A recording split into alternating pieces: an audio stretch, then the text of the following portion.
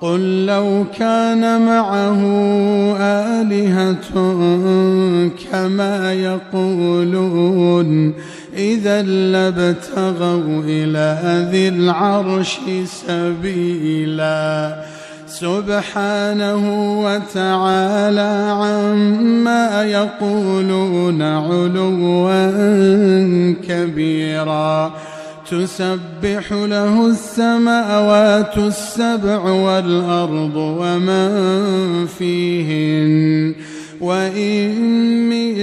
شيء إلا يسبح بحمده ولكن لا تفقهون تسبيحهم إنه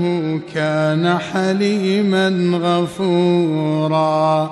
وإذا قرأت القرآن جعلنا بينك وبين